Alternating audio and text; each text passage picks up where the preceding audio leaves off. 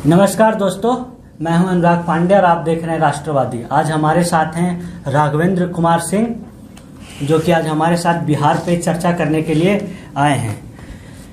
नमस्कार सर। नमस्कार। तो आज चर्चा का शुरुआत करने से पहले आपसे एक सवाल पूछना चाहते हैं। बिहार में जो विकास हो रहा है वो उतना ही विकास होना चाहिए या फिर विकास का और जो गति है वो तेज होना चाहिए?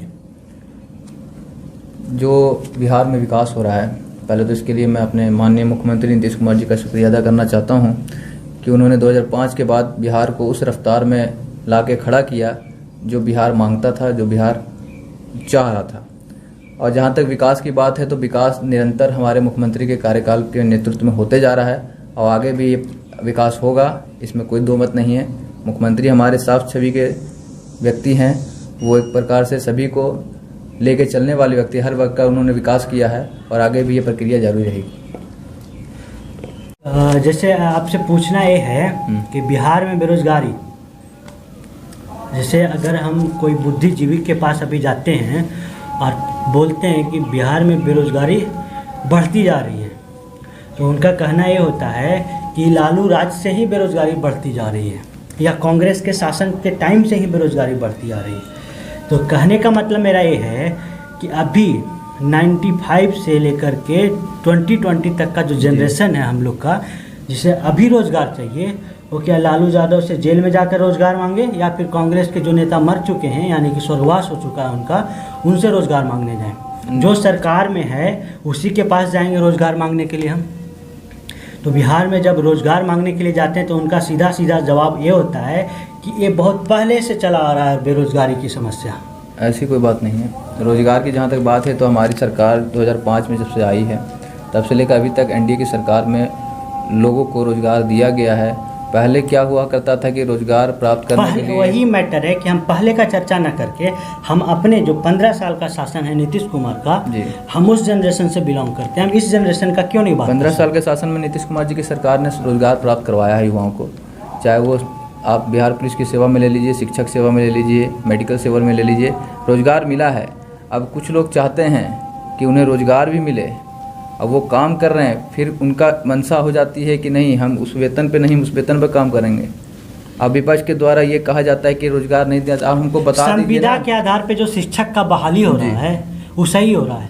नहीं, बहाली हो रहा है तो मानते हैं, ठीक है, संविदा के आधार पर हो रहा है, लेकिन फिर उसको बाद में कब? हमको आत्मसम्मान मिल ही नहीं रहा है तो फिर हम रोज़गार का क्या करें? अगर 5 साल के लिए संविदा पे वैकेंसी आता है, हम भर करके 5 साल तक पढ़ाते हैं, उसके बाद अगर हमको निकाल दिया जाता है तो मेरे पास क्या चारा रह जाता है? निकाला जाता है। देखिए, संविदा की जहाँ तक बात आती है तो कोई व्यक्ति अगर एक बार ज्वाइन करता है तो उसको जो है उसके कैरेक्टर पर रखा जाता है। अगर आप ड्यूटी निभाना नहीं जानते हैं तो आपको वो व्यक्ति रख के नहीं करेगा। आपका समय है 10 बजे, आप आ रहे हैं 11 बजे, आपको जाना है 4 बजे, ड्यूटी खत्म करके आप पहले ही चल जा रहे हैं। तो इसका जो होता है, चाहे वो संविदा हो या कुछ हो, सरकारी नौकरी हो या प्राइवेट नौकरी हो, अगर आप डिसिप्लिन फॉलो करिएगा तो आप कहीं से भी निकाले नहीं जाएंगे। हालात अभी बिहार का आप कुछ दिन पहले देखते होंगे कि लोग चीट पुर्जा का जो खबरें चलती थी अभी भी चलती है, वहाँ से पहुँचा नहीं कि आज इस साल उठा के देख लीजिए, इसके पिछले साल उठा के देख लीजिए, जो सुधार हुआ क्योंकि इस पे हम लोगों ने एक्शन लिया, सरकार ने एक्शन लिया, सुधार हुआ, हमारा रिजल्ट बेहतर हुआ। अभी 10th पे नहीं जाते हैं, बेसिक से चलते हैं। बिहार में शिक्षा व्यवस्था की क्या हालत है उस चीज़ को समझिएगा। आप कहते हैं संविदा पे वैकेंसी करके हम 12,000 रुपया दे रहे हैं, हम इस चीज़ का भी आपको एग्री करते हैं आपकी बातों क्योंकि चलिए 12,000 रुपया देते हैं, कुछ तो दे रहे हैं आप। लेकिन जब वही टीचर को टीचर का स्पेलिंग नहीं मालूम हो, वही टीचर को जो मैथ ऑनर्स करके मैथ के टीचर उन्हें बढ़िया से भिन्न का जोड़ नहीं आता हो, अगर वो भी टेट पास करके वहाँ पे या फिर फॉर्जरी करके या कुछ भी तरीका से अगर टीचर बने हुए हैं तो उसको देखने का जिम्मेदारी किसका है? देखिए, सभी को सभी प्रकार की जिम्मेवारी सौंपी गई है। अब तो अगर वो जिम्मेवारी पूरा नहीं करता उसे कौन देखेगा? देखिए, आप सभी को सभी प्रकार की, हजारों उदाहरण आप देखिए। जिले की जिम्मेवारी डीएम साहब की होती है, डीएम अगर नहीं देखता है, राज्य की जिम्मेवारी सीएम साहब की होती है, तो सभी प्रकार की जिम्मेवारी। अगर आप चाहते हैं कि सारी जिम्मेवारी, अगर मेरे घर में नल खराब हो जाए और हम कहेंगे कि नहीं ये नीतीश कुमार बनाएंगे, नहीं, बात ये गलत चीज है। बात ये नहीं है कि यहाँ लोग सोच नहीं पाते हैं, यहाँ लोग समझ नहीं पाते हैं कि, लेकिन उनको सोचना चाहिए कि वहाँ बैठे हमारे मुखिया माननीय नीतीश कुमार जी सबके लिए सोच रहे हैं, सबके विकास में लगे हुए हैं। विकास आज तक उन्होंने किसी भी वर्ग के विकास के अनदेखा नहीं किया, सभी वर्ग का विकास के लिए सोचा।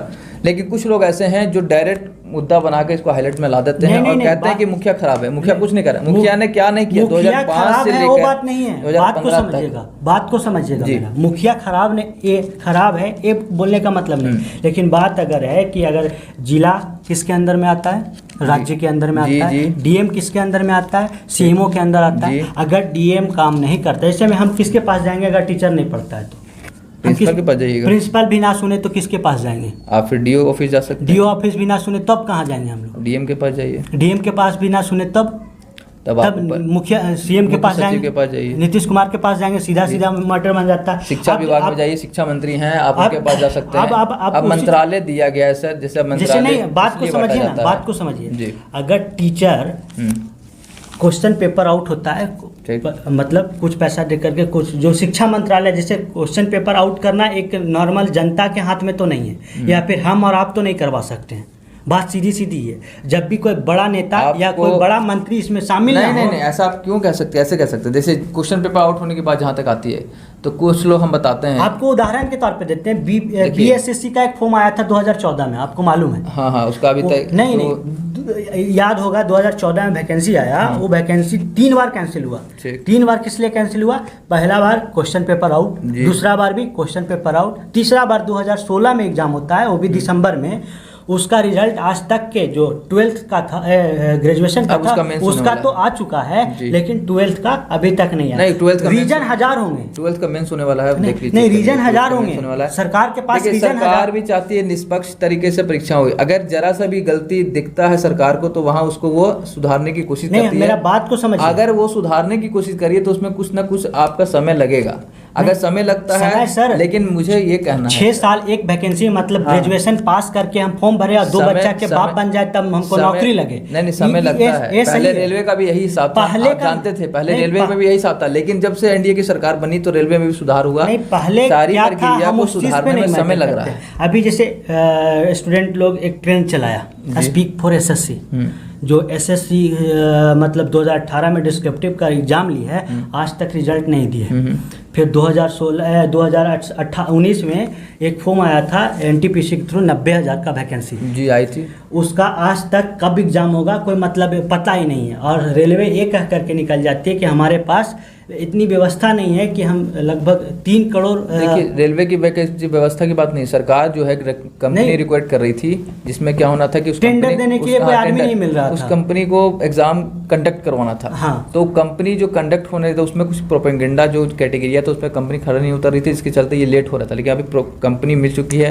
माननीय प्रधानमंत्री जी ने भी ये बता दिया है कि जो नई शिक्षा नीति के तहत जो नया एग्जाम होगा, ठीक है, ऑल ओवर इंडिया में लिया जाएगा, उसके तहत एग्जाम होना है। सर, हमको कहना है कि तो हम लोग सरकार जो है, हमारी सरकार जो है बेहतरीन देना चाहती है, देना चाहती है सर, लेकिन दे भी रही है, दे रही है धीरे धीरे। जो सिस्टम पहले जो खराब हो चुका सिस्टम है उसको आप एक बार पटरी पे ला सकते हैं, एक पटरी पे ला सकते हैं, इच्छा शक्ति आ सकती है, नहीं एक साथ ला सकते हैं पटरी, मतलब शराबबंदी। आप कितना बड़ा इशू था सर, शराबबंदी कितना बड़ा इशू था, आप समझिएगा इस चीज को।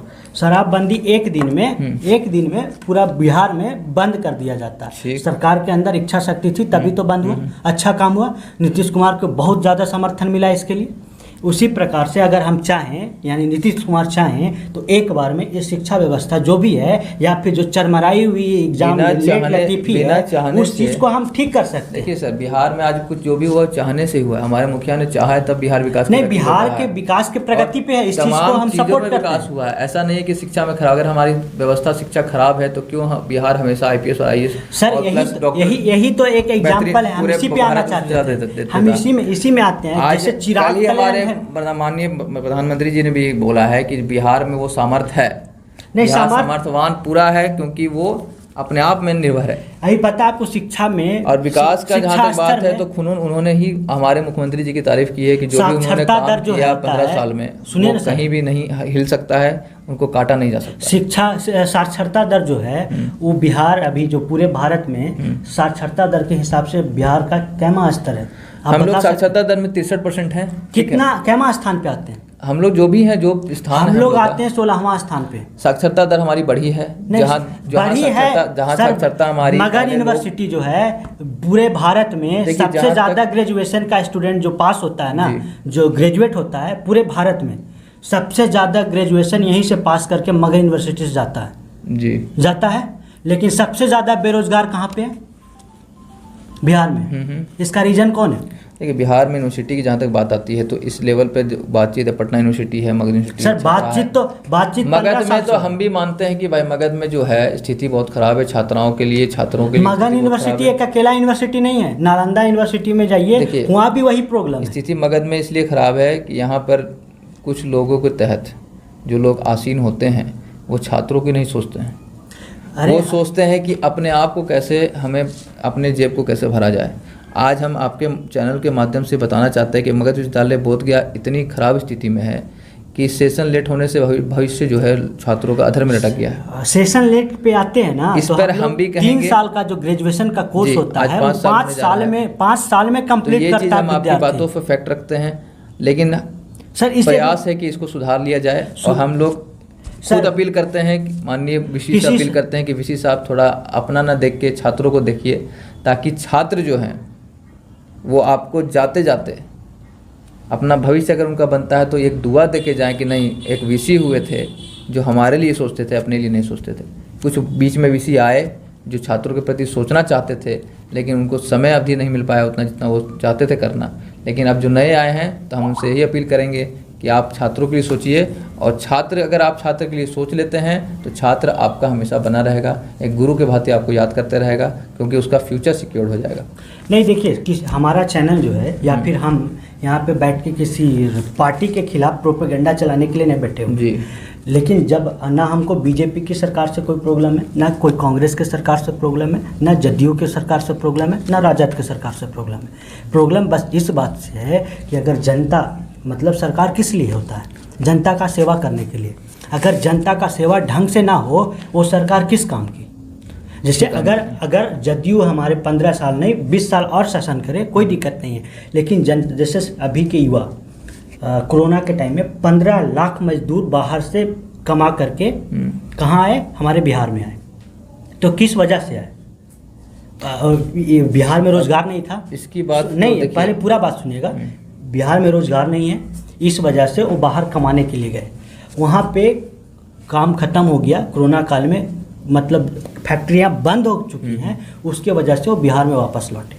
सर जी, कहने का मतलब ये है कि अगर आप बिहार में प्राइवेट इंडस्ट्री अच्छा अगर खुलता, अभी बिहार में 15 साल में एक भी फैक्ट्री नहीं खुली, इसका वजह कौन है? नीतीश कुमार है। इसके पीछे मेन रीज़न बताते हैं हम ऐसा क्यों बोल रहे हैं। शराबबंदी का जो मैटर हुआ था, उस टाइम हुआ ये था कि पहले नीतीश कुमार यानी जदयू की सरकार, जो एनडीए की सरकार है, उसके द्वारा टेंडर दिया गया। शराब की जो फैक्ट्री लगाते हैं, जो भी चलाते हैं, उनको टेंडर दिया गया कि बिहार में आकर के आप खोलिए।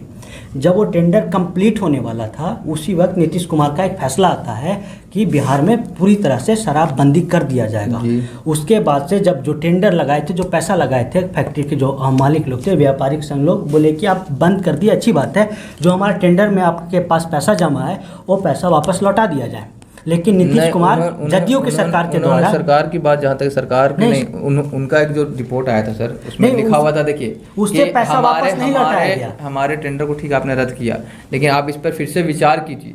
ये चीज था, विचार करने का मतलब था कि वो चाहते थे कि फिर से बिहार में शराब चालू हो। नहीं, और जिस तरह से नहीं, टेंडर आप दे जिस तरह से पहले जो होता था कि लोग दारू पी के आते थे, घर में मारपीट करते थे, नहीं, वो अच्छी बात है, शराबबंदी हुई, बहुत अच्छी बात है। लेकिन वो लोग चाहते हैं कि नहीं, फिर से एक बार बिहार में शराबबंदी चालू हो। नहीं, शराब सीधी बता देना चाहता हूँ कि शराब पीने से किसी का कोई भला नहीं। शराबबंदी हुआ, बहुत अच्छा काम हुआ, उसके लिए हम भी नीतीश कुमार को बहुत समर्थन करते हैं। लेकिन मैटर यहाँ पे ये आता है कि जो टेंडर आप लगाने के लिए दिए थे, वो टेंडर का जो पैसा आप जमा करवाए थे वो वापस लौटा देते। अगर नहीं लौटाने के कारण उनका व्यापारिक संघ जो था, उन्होंने एक फैसला लिया कि जब तक नीतीश कुमार शासन में है, कोई भी कंपनी यहाँ पे फैक्ट्री नहीं डालेगी। व्यापारिक संघ का एक फैसला आया था। एक पेपर आज भी नीतीश कुमार जी के द्वारा जो भी, जैसे चाइना से जो भी कंपनियां भाग के आने चाहती थी, तो नीतीश कुमार ऐसे नेता हैं जिन्होंने बोला कि हम बिहार में आपको शरण देने के लिए तैयार हैं, आप आइए मेरे यहाँ फैक्ट्री लगाइए, हम तैयार हैं। क्यों नहीं हम तैयार है भाई, हम लोग सामर्थ्य हैं, हम चाइना देंगे। से जो कंपनी आ रही है आप कहीं उससे से भी, बुला सकते कहीं से हैं। भी कोई भी कंपनी आके आप यहाँ लगा सकती है रोजगार के लिए। नीतीश कुमार जी ने चप्पल का कभी फैक्ट- किसी को मना नहीं किया है कि आप कहीं कोई काम कर रही है, बिहार में रोक है, एक आप आइए, चप्पल का हमारी फैक्ट्री सरकार सर। आपको पूर्णतः सहयोग देगी, आपको सुरक्षा देगी, सब चीज गारंटी देती है।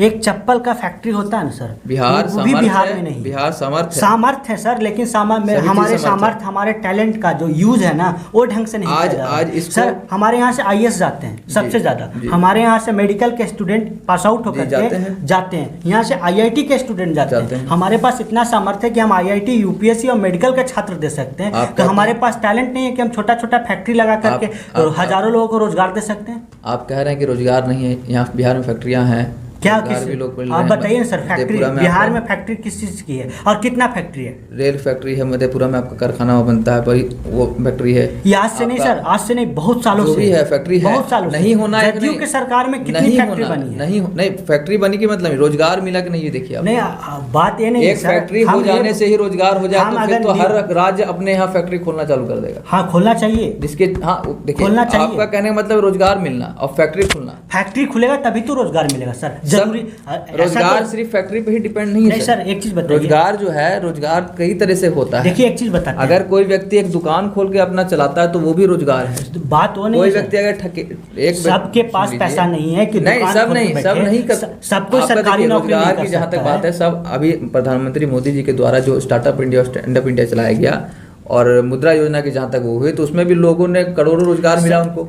तो इसी को समझना है अगर सर। अब लोगों के दिमाग में ये भरा हुआ है कि एक फैक्ट्री खुल जाना ही रोजगार है, नहीं सर, तो इसको कभी भुलाया नहीं जा सकता। बात ये है ना सर, तब तो फिर आप देखिए, किसी और आप एक दुकान खोलते हैं, ट्रैक पे जा रहे हैं। नहीं एक दुकान खोलते हैं, आप कितना रोजगार का लोगों को रोजगार दे मतलब, सकते हैं? रोजगार का मतलब होता है कि अगर आप कोई दुकान खोले, ठीक है, उसमें अगर आप कोई दो प्रकार आदमी रखते हैं तो उनको रोजगार आपके तहत मिला। नहीं, कितना लोग को रोजगार जो दे व्यक्ति सकते हैं? 1 रुपया नहीं कमा रहा था महीने में, बिहार की अगर जनसंख्या- उसको आप 6,000 रुपया भी दे रहे हैं या 7,000 भी दे रहे हैं तो उसके पास कुछ आ रहा है, तो उसको कुछ मिल रहा बिहार है। की इसके जनसंख्या लिए कितनी है सर अभी?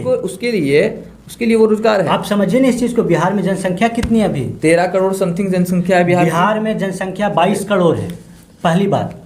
दूसरी चीज बताते हैं आपको, 22 करोड़ बिहार में, बिहार की जनसंख्या है। जनगणना नहीं हुई है, लेकिन हो जाएगी तो हो नहीं, सकता है उससे ज्यादा भी हो नहीं, जाए। 22 करोड़ क्योंकि अभी तक 2011 की रिपोर्ट आया था। जनगणना के अनुसार जो बिहार की जनगणना है जो हुई थी, तो यहाँ बढ़ते बढ़ते 13.5 करोड़ के लगभग नहीं, अभी जनसंख्या थी तत्कालिक इसकी। मीडिया रिपोर्ट जो आया था समझे। उसके अनुसार बिहार की जनसंख्या 22 करोड़ है। हो सकता अब है इस 22 22 करोड़ जी। जनसंख्या में 22 करोड़ लोग अपना दुकान भी नहीं खोल सकते, ना 22 करोड़ सरकारी एक- नौकरी कर सकते हैं। ये बात आप उसमें समझ से- लीजिए कि जो 22 करोड़ की जनसंख्या की आप बात कर रहे हैं, तो 22 करोड़ों को लोगों को 22 करोड़ जो लोग हैं वो 2200 करोड़ सामर्थ्य हैं कि कोई लोग कृषि करके अपना पेट वही कर तो रहे हैं, बता रहे कोई- सर। लेकिन आप अगर कहिएगा कि फैक्ट्री खोल देना ही एक रोजगार है, नहीं, आप इस चीज तो को वो हम- एग्जाम्पल समझिए ना सर। नहीं, एग्जाम्पल कि एक ठीक है, आप मान फैक्ट्री में लीजिए 1000 लोग को रोजगार दिया जा फैक्ट्री सकता खोल है। देना ही एक रोजगार है, तो नहीं, ये गलत है। फैक्ट्री सिर्फ खोल फैक्ट्री देना की ही बात नहीं रोजगार हो नहीं रही, होता नहीं है। सिर्फ फैक्ट्री को रोजगार क्योंकि नहीं अगर बोल आप कहिएगा फैक्ट्री खोल देना ही रोजगार है, तो हमारे प्रधानमंत्री के द्वारा चलाया गया जो कार्यक्रम stand up India startup India है, तो हर व्यक्ति सोचेगा कि हम फैक्ट्री खोलते हैं, उसके लिए वो समझ नहीं है। बात को गलत ट्रैक पे लेके जा रहे हैं। ट्रैक हम सही है, नहीं, लेकिन फैक्ट्री खोल देना रोजगार नहीं है। फैक्ट्री खोलना रोजगार नहीं है, लेकिन बात समझिए, अगर एक हर तरह का वो कोई भी क्षेत्र आप हो पूरी बात को जिससे समझिए। लोग 2 पैसा कमा ले, वो चाहे वो दुकान खोल ले, चाहे वो फुटपाथ पे ठेला लगाने वाला व्यक्ति हो हमारे भाई, चाहे वो रिक्शा चलाने, अगर 2 पैसा वो सर, कमाता है। एक एग्जाम्पल देते हैं। आपको एक एग्जाम्पल हम बताते हैं। पहले गया शहर में सिर्फ टेम्पू चला करते थे, उससे लोग टेम्पू चलाकर पैसा कमाते थे। लेकिन जब ई रिक्शा की शुरुआत हुई तो जो लोग दारू बेचते थे, हमने उनको देखा है कि ई रिक्शा चलाकर वो अपने परिवार का जीवन यापन करते हैं, तो वो एक प्रकार का उनके लिए रोजगार है। आप समझ नहीं रहे बात को, उसमें पूरा सब्सिडी समझिए। और इलेक्ट्रिक वाहन जो है इसे उसमें में- सरकार सब्सिडी देती है। आप पूरा बात तो को समझिए। उसको वो मदद भी मिल रही है, वो उसके लिए आप- रोजगार हुआ। नहीं, आप बात को पूरा समझिए। जी। हम सामर्थ्य हैं, हम सामर्थ्य हर हैं। व्यक्ति सरकार नौकरी नहीं कर सकता, ये आप भी बात जानते को हैं। आप बात को समझिए ना। जी। जैसे एक सीधा सीधा कहने का मतलब उस चीज़ को समझिएगा। हम ग्रेजुएशन किए हुए हैं, जी, ठीक है सर, मेरे पास वर्क एक्सपीरियंस भी है, ठीक है। ठीक है सर, लेकिन मैटर यहाँ पे आ जाता है, हम शिक्षित हैं लेकिन हमारे पास ज्ञान नहीं है। हम शिक्षित हैं, आप समझिएगा पूरा बात, हम शिक्षित हैं, हम ग्रेजुएशन किए हुए, लेकिन हमारे पास ज्ञान नहीं है। ज्ञान इसलिए नहीं है कि एक टेक्निकल नॉलेज होता है जिसके थ्रू आप कुछ कर सकते हैं, तो मेरे पास नहीं है कि हम कुछ कर रहे हैं और उससे पैसा कमाएं। अब हमको क्या करना होगा कि हम कुछ दुकान खोलने के लिए, आप बोले दुकान खोलें, अभी कुछ भी कर करके हम रोज़गार कर सकते हैं। सर हमारे पास विरासत से इतना पैसा नहीं मिला है, या फिर हमारे पिताजी के पास इतना पैसा नहीं है, या फिर मेरे पास इतना पूंजी नहीं है कि हम दुकान खोल सकते हैं। मेरे पास इतना नहीं सामर्थ्य है कि हम एक रिक्शा लेकर के चला सकते हैं। अब हमको, मेरे पास एक ही चारा बचता है कि हम कहीं पे जॉब करें। तो जॉब करने के लिए या तो सरकारी नौकरी की तरफ देखेंगे, तो सरकारी नौकरी का मेरा एज ख़त्म हो चुका है, 25 साल हो चुका है। हम डिफेंस में जाना चाहते थे, नहीं गए, नहीं जा पाए। और हमसे पढ़ाई नहीं हो पाएगी, हम सरकारी नौकरी नहीं कर पाएंगे। हम सरकार को दोष नहीं देते हैं कि सरकारी नौकरी हमको काहे नहीं मिल रही, मेरे पास उतना टैलेंट नहीं है, हम सरकारी नौकरी नहीं कर सकते। अब झाँकते हैं प्राइवेट नौकरी की तरफ। प्राइवेट नौकरी के तरफ झांकेंगे तो मेरे पास स्किल है कि हम कुछ कर सकते हैं। प्राइवेट नौकरी, मार्केटिंग कर सकते हैं, 10 तरह का चीज़ें हम कर सकते हैं सर। हमारे जैसे हज़ारों युवा होंगे जो मार्केटिंग वगैरह सब कुछ कर रहे हैं। अगर अब बताते हैं फैक्ट्री में रोज़गार कैसे मिलेगा। अगर एक फैक्ट्री खोलती है सरकार जी, सरकार के तहत, या सरकार नहीं, कोई प्राइवेट आदमी खोलता है फैक्ट्री, बिहार में खुलती है, तो उसमें हमारे जैसे हज़ारों युवाओं को रोज़गार मिलेगी। अब बोलिए सिर्फ फैक्ट्री से ही रोज़गार मिलेगी, नहीं, सिर्फ फैक्ट्री से नहीं, लेकिन एक फैक्ट्री खुलती है तो 1000 युवा को रोज़गार जरूर मिलेगा। अब बताते हैं, जब फैक्ट्री खुलती है तो उसके बाद वहीं पर स्टार्ट होता है कृषि। कृषि से भी बहुत लोग कमाते हैं। तो कृषि के लिए भी सर, अगर बिहार में जो खाद होता है या फिर चीनी मिल होता है जो कृषि से ही रिलेशन रखती है, या फिर एक जगह पुष्पम प्रिया चौधरी गई थी, वहाँ पे पत्थर तोड़ करके मूर्ति बनाया जाता है, वो भी कृषि के ही कार्य में आता है। कटसिल्ली का नाम। हाँ, कृषि कार्य में भी वो भी आता है कि जैसे जो प्राकृतिक से कुछ भी हम बनाते हैं वो कृषि कार्य में ही आता है सर। तो उसमें भी अगर सरकार अगर ध्यान दे कि नहीं ये चीज़ हो सकती है आज के समय में, तो उसमें देखिए आज के समय अनुराग जी हो गया क्या ना कि मीडिया और सोशल मीडिया जो जहां दिखा दिया उसको आदमी मान लेता है।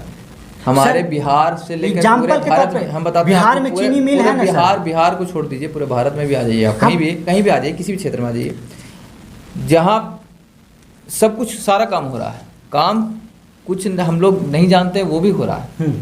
मतलब ऐसा लोग के हाथ में टैलेंट है, सामर्थ्य, लोग टैलेंटेड हैं कि जो काम कर रहे हैं वो चीज़ हम जान नहीं रहे हैं, लेकिन अगर उस चीज़ को मीडिया दिखा दे तो वो हाईलाइट हो गया, वो आपका फिर उसके रोजगार के श्रेणी में घुस गया, लेकिन नहीं दिखाए तो वो फिर रोजगार की श्रेणी में नहीं घुसा। तो हम यही कहना चाहेंगे हम आपको इस बात से सहमत हैं कि बिहार में माइंडसेट बना हुआ है, माइंडसेट एक चीज बना लेता आदमी कि अगर वो फोकस ज़्यादा उस पर हुआ तो वो आदमी को दिख गया, जो नहीं हुआ वो मेन फोकस। आप ये बताइए हमको, रोजगार की जहाँ तक बात करते हैं कि सालों साल में ठीक है जो वैकेंसी आती है और जिसमें लेट होता है, कुछ में लेट होता है, कुछ में हाई कोर्ट में मामला जाता है। क्यों जाता है? क्योंकि उसमें धांधली होने का संभावना जब दिखती है तो सरकार उसको रद्द कर देती है। हाल ही में सरकार ने कहा था कि किसी का एस्टेट जो हुआ है उसमें पेपर लीक हुआ, तो उसको पेपर लीक हुआ तो उसमें रद्द किया गया, फिर से नए स्तर पर एग्जाम हो रहा है। हम कहते हैं कि जो सरकार सोच रही है कि ठीक है ऑनलाइन एग्जाम कराया जाए, जो भी कराया जाए, तो एक तरह से क्या छात्रों की भलाई की बात कर रही है कि अगर पारदर्शिता होती है एग्जाम में तो छात्रों का भला होगा और बढ़िया छात्र जो हैं वो आएंगे नौकरी में और शिक्षा मिलेगी। पहले के समय में या कुछ भी आप ले लीजिए, 2005 के पहले जो भी बहालियाँ होती थी कैसे होती है तो वह भी जानते हैं, हम भी जानते हैं, जो दिया जाता था लिया जाता सारी प्रकार की पढ़ाई। लेकिन अब धीरे धीरे जब मॉडर्न युग होते गया तो पहले एग्जाम्स OMR शीट भी लिए जाते थे, धीरे धीरे कंप्यूटर का जमाना आ गया, 2017 का एग्जाम्पल, कंप्यूटर का जमाना आया है तो अब ऑनलाइन एग्जाम्स लिए जाते हैं ताकि और पारदर्शिता लाई जाए। पारदर्शिता लाने में सरकार अपने आप को भूमिका निभा रही है और आने वाले समय में भी जितने भी एग्जाम्स होंगे उसमें पारदर्शिता लाई जाएगी। जहाँ तक रोजगार है तो लोगों वैसे ही आएंगे जो टैलेंटेड होंगे। अब आप चाहिएगा कि हम बीएड कर लिए हैं, हम बीएड कर लें किसी तरह इधर उधर करके हैं, अब बैठे हुए हैं दिन भर घर में, कुछ काम नहीं आता, कुछ A फॉर एप्पल की आप जहाँ तक बात कर रहे हैं कि A फॉर एप्पल नहीं आता, B फॉर बॉल नहीं आता है, और बीएड करके हम किसी तरह ले दे के घुस जाएंगे तो आप वो होने वाला नहीं है। आप उसी चीज को समझिएगा, होगा जो टैलेंट होगा, जिस पे टैलेंट होगा उसी चीज को समझिए ना सर, ले दे करके घुस जाएंगे। आप जो बोल रहे हैं ना बीएड जैसे तैसे हम कर लेंगे, बीएड जैसे तैसे करके ले आपको पता भी होगा कि बीच में बीएड कॉलेजों पर भी रोक लगाई गई थी। आप इस चीज को समझिए ना, और उनकी मान्यता को रद्द किया गया था क्योंकि इस चीज को समझिए आप। बहुत सारे ऐसे बीएड कॉलेज हैं गया में या पूरे बिहार में उठा के देख लीजिए जो ले देने वाला काम कर रहे थे, जिसको सरकार जिसकी नजर थी उनके मान्यता को रद्द कर दिया गया अब सरकार के आपको द्वारा। इसी पे बात पे लेकर के हम आपको बताते हैं बिहार में ये ले सब जो देकर- हो गया वो चल गया। नहीं। अब ये सरकार जो है सीधा यही चाहती है कि जो पारदर्शिता है उसको लाया जाए। नहीं, ले दे करके चल गई सब कुछ, अच्छा बात है। अब मेरा बात को सुनिएगा और थोड़ा सा समझने का कोशिश कीजिएगा हम क्या कहना चाहते हैं आपको। बात यह है कि जब हम सबको जानता है, ये आप नहीं, बिहार के एक छोटा सा आम आदमी के पास आवासीय बनाने के लिए हम लोग जाते हैं ना सर, जी। तो उसमें भी 300 रुपया देते हैं तब आवासीय बनता है। अभी तक नहीं है, अभी भी ऐसा है, नहीं अभी ऐसा नहीं है। अभी भी ऐसा है। हम आपको एग्जाम्पल दिखाएंगे। आप चाहते होंगे कि हम दें तब आपको देना पड़ता है, लेकिन हम लोग के पास तो ऐसा कुछ नहीं है। नहीं, हम तो जाते हैं, आप तो सरकार ने सीधा कह दिया कि आप अपने मोबाइल से भी अगर ऑनलाइन कर देते हैं तो आप जाके प्राप्त कर सकते हैं। नहीं सर जी, अब मेरा बात सुनिए। लोगों के माइंडसेट में ये बैठ गया है कि हम जब देंगे तभी काम होगा। ये जब तक नहीं हटेगा तब तक अगला लेना बंद नहीं करेगा। आप देना बंद कर दीजिए, अगला लेना बंद कर देगा। इसको सटाइए, फिर से शुरू करिए, इतना दूर कटेगा। अब शुरू करते हैं। देखिए मेरा बात पूरा सुनिएगा, पूरा बात सुनिए। जैसे एक आवासीय देने के लिए भी 300 रुपया देना पड़ता है तब आवासीय बनता है। नहीं, हम तो नहीं मानेंगे कि अब इस चीज़ को पूरा समझिएगा। जैसे नॉर्मल स्कूल में से पढ़ करके हाई स्कूल जाता है, हाई स्कूल से पढ़ करके इंटरमीडिएट जाता है, इंटरमीडिएट से पढ़ करके ग्रेजुएशन पास करता है, उसके बाद हम बीएड करते हैं। बीएड करने के बाद एक शिक्षक जैसे भी हो शिक्षक का नौकरी लेते हैं, शिक्षक पे आ रहे हैं जी। लेकिन होता क्या है सर, अगर हमको स्टार्टिंग से यानी कि क्लास 1 से या नर्सरी से अगर हमको अच्छी शिक्षा मिले, अच्छी शिक्षा का मतलब आप भी समझते हैं। जी जी। अच्छी शिक्षा मिले तो ना हमको चोरी करना पड़ेगा, ना चीट लेके जाना पड़ेगा स्कूल में। हम 10वां में भी अच्छे से, कब पर फसल है,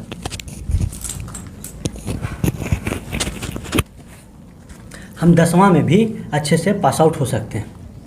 लेकिन और 10वां से अच्छा पढ़ाई हो कॉलेज में इंटरमीडिएट का, तो हम अच्छा से इंटरमीडिएट भी पास हो सकते हैं और फिर बिना चोरी किए, बिना धांधली में 1 रुपया लगाए हम अच्छी शिक्षक का भी नौकरी ले सकते हैं। और वो जो अच्छा पढ़ाई पढ़ के गया है ना, वो जब शिक्षक बनेगा तो अपने स्टूडेंट को भी अच्छा नॉलेज देगा। लेकिन अभी यहाँ पे क्या हो रहा है सर, हम अभी का बता रहे हैं। अभी क्या हो रहा है, हम पहला से 10वां तक स्कूल जाएँ या ना जाएँ कोई मतलब नहीं है। आप हेडमास्टर या किसी को भी कुछ पैसा दे, रियलिटी बता रहे हैं, ग्राउंड रियलिटी। आप घर में बंद होकर के क्या सोचते हैं उससे मतलब नहीं, ग्राउंड रियलिटी जो होता है, जो हम किए हैं उस चीज़ को हम बता रहे हैं कि जैसे तैसे 10वां तक पढ़ लिए, 10वां में जा कर के चिट्टा पुर्जा ले करके चोरी करके हम परीक्षा दे करके फर्स्ट डिवीज़न आते हैं। जल्दी का ही 2-3 साल पहले का टॉपर का कांड हुआ था, उस समय भी जदयू का सरकार था। सरकार देखिए सरकार मानते की जहाँ तक बात आती है, आप पूरा बात सुन लीजिए, पूरा बात सुन लीजिए। कहने का मतलब है कि अब टॉपर का कांड हुआ था, उसमें भी सरकार जदयू की थी। मानते हैं उस चीज़ का कि उन पे कार्रवाई किया गया सर। कार्रवाई जैसे मछली सड़ गया, ठीक है, मानते हैं उस चीज़ को, और उसको तालाब से निकाल के फेंक दिए, तो उससे तालाब साफ नहीं होता है। आपको तालाब में किस वजह से मछलियाँ मर रही हैं उसको भी देखना होगा। जैसे हम नीतीश कुमार जी जैसा उनका छवि है, वो तो कतई नहीं चाहते होंगे ना कि हमारे जो पीछे युवा हैं, जो हमारे राज्य के युवा हैं वो बेरोजगार रहें। चाहते हैं ऐसा? कभी नहीं चाहते। वो किसी को कभी ये नहीं चाहते, वो कभी नहीं चाहते हैं। हम इस चीज़ को मानते हैं कि नीतीश कुमार कभी नहीं चाहते हमारी कोई तकलीफ में रहे, हमारी जनता कभी भी तकलीफ में रहे। लेकिन जो जनता तकलीफ में है सर, और नीतीश कुमार सोचते हैं कि तकलीफ में ना रहें, तो बीच में कोई ऐसा सिस्टम तो जरूर होगा ना जो यहाँ का बात यहाँ तक नहीं पहुँचने दे रहा सीधे सीधे। इस चीज़ को मान रहे हैं ना, बीच में एक ऐसा सिस्टम, करप्ट सिस्टम है जो जनता का आवाज़, जनता का तकलीफ नीतीश कुमार को नहीं देखने दे रहा है। तो आज के समय में सर आपको आवाज़ पहुंचाने के बहुत तरीके हैं। नहीं सर, बात को पूरा समझिए। अब इस तंत्र को, जो भ्रष्ट तंत्र है जो बीच में आवाज़ को रोक रही है सर, उसको देखना और उसको ख़त्म करना जनता का काम है जी, या फिर नीतीश कुमार का काम है? काहे कि सरकार में तो वही है, उनके पास क्या चीज़ का सुविधा नहीं है सर उनके पास। आप सोचते होंगे कि एक सीएम जो है, क्या वो पूरे राज्य के बारे में नहीं सोचता है? नहीं, हम वही तो बता रहे हैं, नीतीश कुमार तो ऐसा कतई नहीं सोचते होंगे। एक सीएम जो है, उन पे जो बर्डन रहता है वो एक सीएम जानता है। जैसे कि एक प्रिंसिपल जो है किसी कॉलेज का, उस पर क्या बर्डन रहता है वो एक प्रिंसिपल समझ सकता है। उसी तरह सीएम जो है, उस सीएम जानता है कि हमारे राज्य की जनता हमसे क्या अपेक्षा लगाए रहती है, उसको कैसे पूरा करना। और वो निरंतर दिन रात, देखिए हम लोग अपने सामान्य जीवन में जब इतना व्यस्त हो सकते हैं, तो वो तो मुख्यमंत्री हैं हमारे राज्य के, उनका सोना उठना उनको खुद नहीं समझ में आता होगा कि हम कब सो रहे हैं और कब उठ रहे हैं। वो हर घड़ी हर वक्त चिंतित रहते हैं, चाहे वो छात्र हो, तो बस यही चीज सोच करके हम छोड़ दें। लेकिन कुछ लोग मैं आपको बता देना चाहता हूँ कि कुछ ऐसे लोग हैं जो उनको बदनाम करने पे उतारू हैं और सर उनके पास उनके हाथ में पूरा पुलिस तंत्र है सर, वो चाहे तो उन लोगों को पकड़ के जेल में डाल सकते हैं। एक चीज मैं बता देता, किसके मन में क्या चल रहा है वो ना आप जानते हैं ना हम जानते हैं। आपको अगर जिम्मेवारी दी जाती है आप उसको निभा रहे हैं, लेकिन कुछ और लोग हैं जिनको जिम्मेवारी देती है। कुछ लोग, आपने अभी कुछ दिन पहले बोला कि जो लोग पढ़ के जाते हैं वो चाहते हैं अच्छे शिक्षक बने, और ऐसे कुछ लोग हैं जो जैसे बीच में लाकर डिस्ट्रिक्ट पैदा कर देते हैं कि कभी वो पेपर लीक करवा दें या कुछ करवा दें।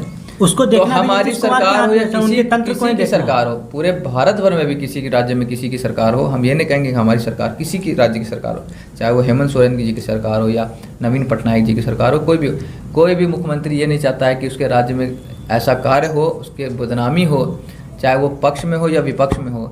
लेकिन कुछ लोग ऐसे होते हैं, लेकिन उन पर कार्रवाई भी होती है, लेकिन कार्रवाई कब कम होती है सर? जैसे लालू यादव का एग्जाम्पल लीजिए, उन्होंने क्या नहीं किया, आपको भी पता होगा। उन्होंने मर्डर, अपहरण, शहाबुद्दीन कांड, सब कुछ हुआ, सब कोई जानता है जनता कि उनके बिना हाथ रखे हुए शहाबुद्दीन इतना नहीं कर सकता था, सब कोई जानता है।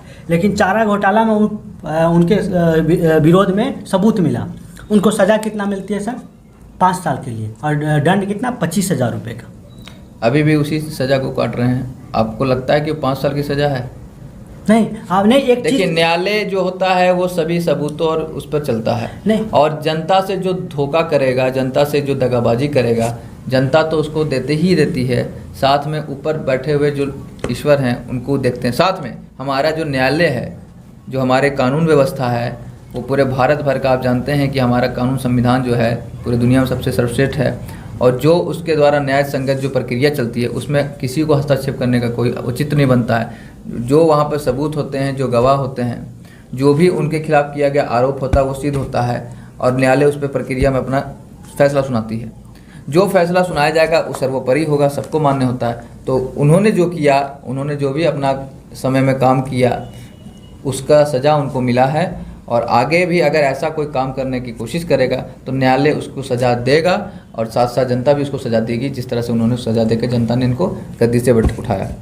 अब शिक्षा व्यवस्था पे तो इतना चर्चा कर ली हम लोग, अब व्यूअर पे छोड़ देते हैं कि कितना नीतीश कुमार ने किया और कितना जनता तक पहुंची। शिक्षा व्यवस्था की जहाँ तक बात है तो हमारे नेता ने 2005 के बाद शिक्षा में बेहतर प्रयास करके उसको सुधारने का प्रयास किया है, और आगे भी निरंतर करते रह रहे हैं। क्योंकि बीच में जिस तरह से आपने देखा था कि जो मीडिया के माध्यम से चला था कि ऐसे चिट पुर्जे की जो बातें आई थी उसको भी ख़त्म कर दिया गया, और शिक्षा को सरलतम बनाने के लिए बहुत सारे प्रयास किए जा रहे हैं।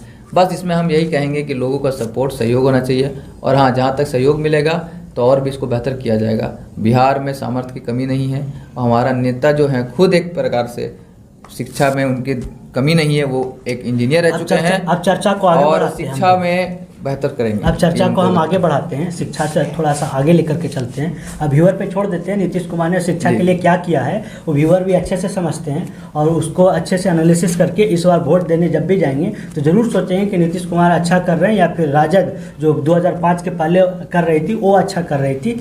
ये सोच करके ही वो वोट जरूर देंगे। अब आते हैं स्वास्थ्य व्यवस्था पे। सर स्वास्थ्य व्यवस्था पे आते हैं। बिहार की स्वास्थ्य व्यवस्था, बिहार की स्वास्थ्य व्यवस्था इतना लचर है कि किसी से छुपा हुआ नहीं। आपको 1000 वीडियो दिखाएं, 1000 वीडियो दिखाएंगे सर। वीडियो दिखाने से और लचर कहने से व्यवस्था वैसी। आप शिक्षा जहाँ तक बोल रहे हैं तो दिल्ली तो हमारा राष्ट्रीय राजधानी है, तो क्यों वहाँ पर ऐसी लचर व्यवस्था दिखी, जबकि वहाँ दावा किया जाता था कि नहीं, दिल्ली जो है सर्वश्रेष्ठ राजधानी है। हम दिल्ली की बात नहीं करेंगे सर। मैं करूँगा, क्यों करूँगा, क्योंकि बिहार से जब तुलना होती है तो दिल्ली तो बहुत आगे है। नहीं, बिहार के हम रहने वाले हैं। दिल्ली तो राष्ट्रीय राजधानी है। समझिएगा इस चीज़ को, हम बिहार के रहने वाले हैं, हमको बिहार में अच्छी स्वास्थ्य व्यवस्था चाहिए, हमको बिहार में रहना। स्वास्थ्य विभाग व्यवस्था का तो जहाँ तक बात आती है तो अभी उसका आकलन हो चुका है कि हमारी स्वास्थ्य विभाग क्या है और क्या नहीं। हमारी जो इस बार जो महामारी हुई उसमें देखा जाना चाहिए था कि किसकी व्यवस्था कितनी बढ़िया है।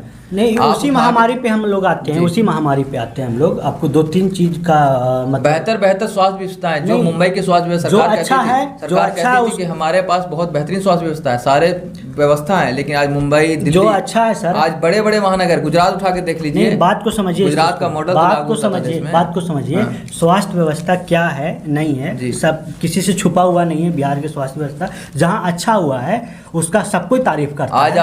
आप चल जाइए, आज नहीं, किसी भी बात को हॉस्पिटल में समझिए चल ना जाइए, पहले। आप 2 रुपया पर्ची कटा के 2 रुपया पर्ची कटा आराम से करके इलाज अच्छी करा चीज़ है के सर। और दवाई भी फ्री में लेके अच्छी चीज़ है सर। आ सकते हैं, लेकिन पहले उठा के आप देख लीजिए, पहले और अभी मेरा बात ना को पूरा दवाइयाँ कंप्लीट कर मिलती लेने थी। दीजिए। मेरा बात को पूरा कंप्लीट कर लेने जी। दीजिए, उसके बाद फिर हम बात करते हैं।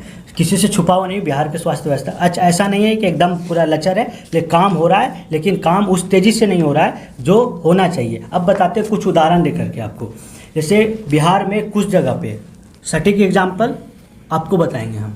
बिहार में कुछ जगह पे इस महामारी को फायदा के रूप में, यानी कि इस आपदा को अवसर के रूप में बदलना बिहारी से कोई सीखे।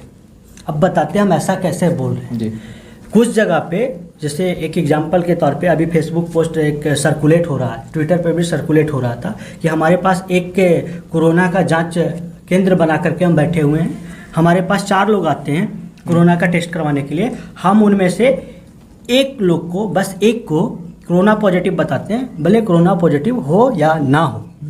उनके घर से 4 लोग और आते हैं कोरोना टेस्ट करवाने के लिए, उसमें से फिर एक को बताएंगे। अब एक 2 हो गया। अब उनके घर से जो आएंगे 12 लोग, उसमें से हम करेंगे मात्र 3 लोग को पॉजिटिव बताएंगे, हो या ना हो। अब 3 के घर से आएंगे जो, वो 18 हो जाएंगे, उनमें से हम 6 लोग को पॉजिटिव बताएंगे। समझ गए ना?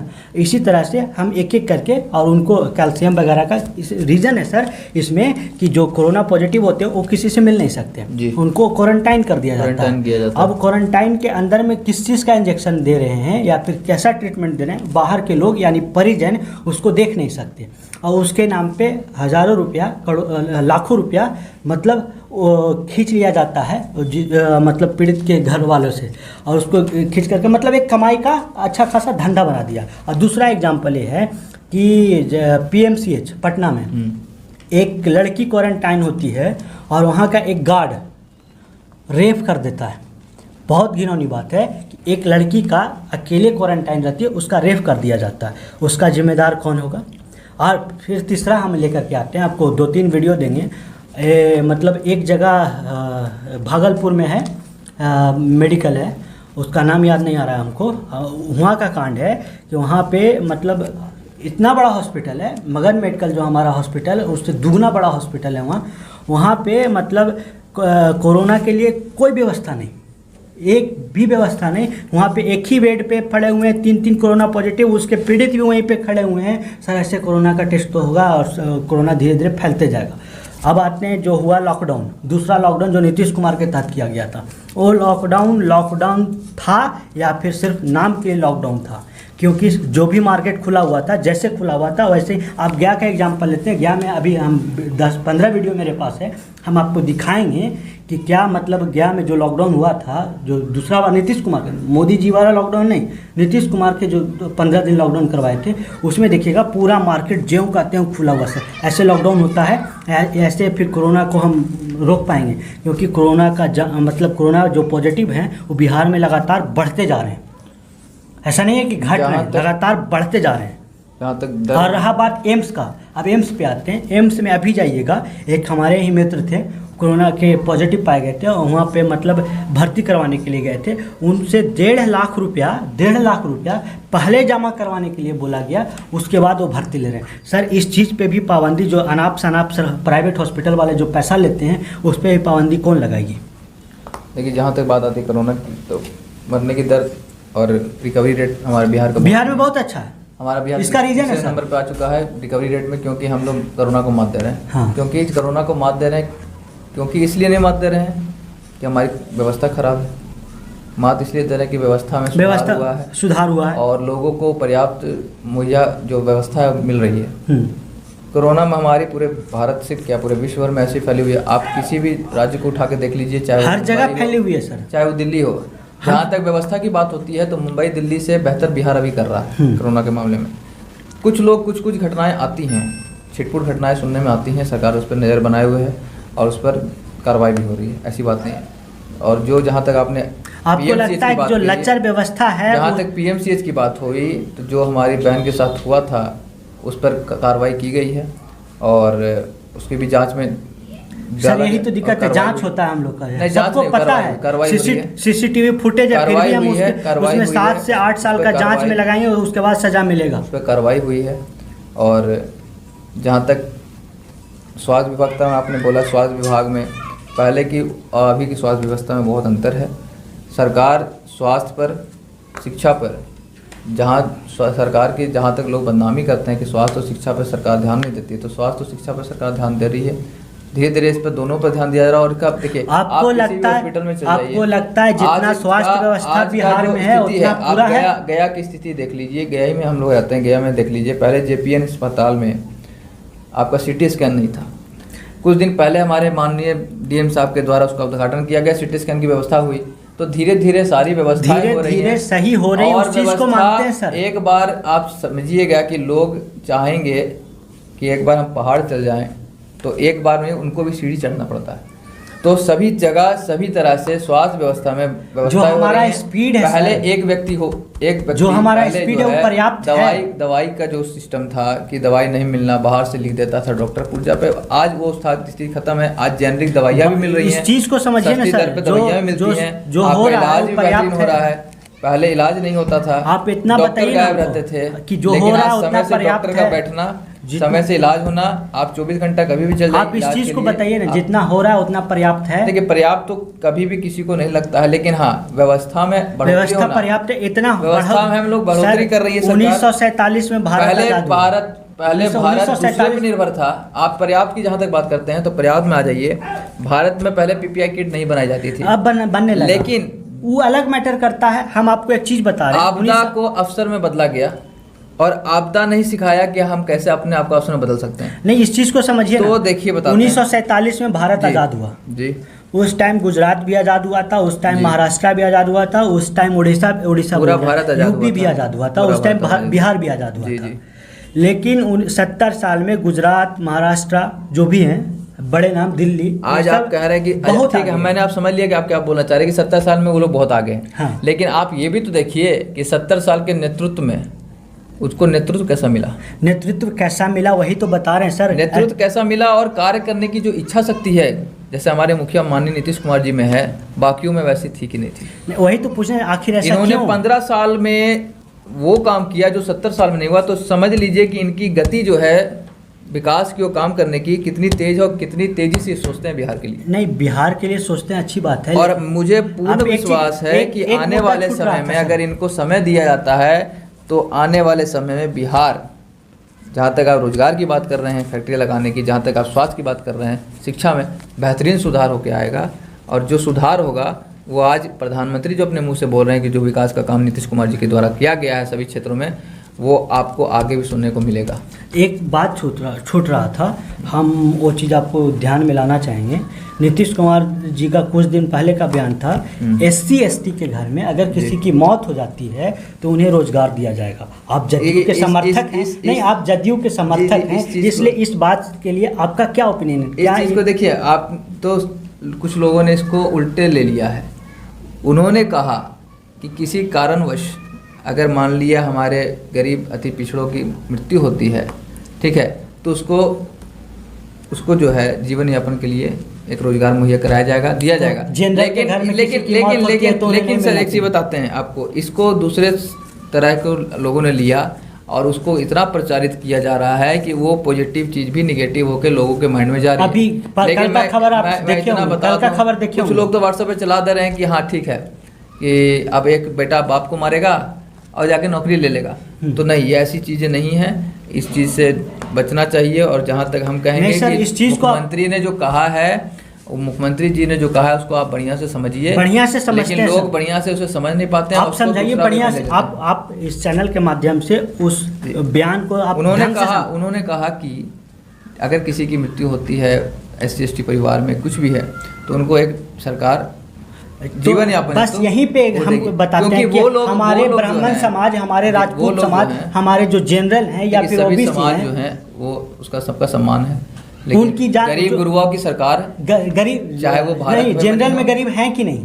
क्यों नहीं है, क्यों नहीं है गरीब है। अगर उनके घर में किसी की मौत होती है अगर तो उन्हें जनरल में रोजगार गरीब नहीं रहते तो हमारी एनडीए सरकार जो माननीय प्रधानमंत्री मोदी जी के नेतृत्व में है, उनको 10% आरक्षण नहीं दिया जाता, नहीं, लेकिन तो उन्होंने 10% आरक्षण देके उनका सम्मान रखा, सम्मान किया। हम ये नहीं कर रहे हैं, गरीब सभी में होते हैं। हम ये नहीं कर रहे हैं कि जो नीतीश कुमार जी ने बयान दिया, कुछ लोग इसे भटकाने की कोशिश कर रहे हैं। नीतीश कुमार जी जो बयान दिए हैं कि SC ST के घर में किसी की मौत हो जाती है किसी कारणवश, तो उन्हें एक रोजगार दिया जाएगा जीवन यापन के लिए।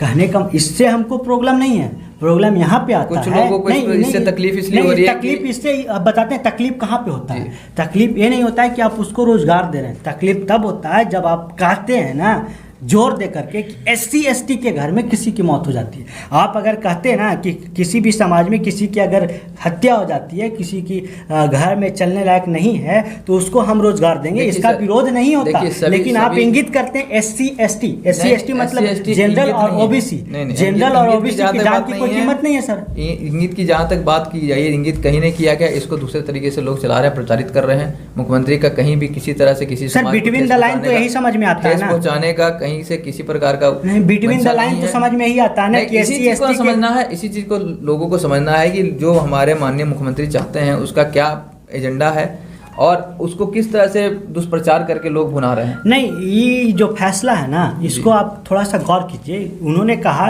SC ST के घर में किसी की मौत हो जाती है, इस चीज को गौर कीजिए। बयान जब हम पढ़े और बढ़िया सुने भी, जब वो SC ST प्रिंट होने में और खुद पर देखने में बहुत विश्वास, हम उनको लाइव भी देखे हैं जी, लेकिन उनका सीधा कहना था कि SC ST मतलब जब नाम लेते सर, हम बोलते हैं ना कि राघवेंद्र जी को हम कुछ पैसा देते हैं। कुछ लोगों को तकलीफ इसलिए हो रही है कि वो लगता है कि उनका जमीनी स्तर खिसक रहा है, लेकिन ये लोग जो हैं वही लोग हैं जो अपने शासनकाल में इन लोगों को दबा के कुचल के मार के रखा करते थे।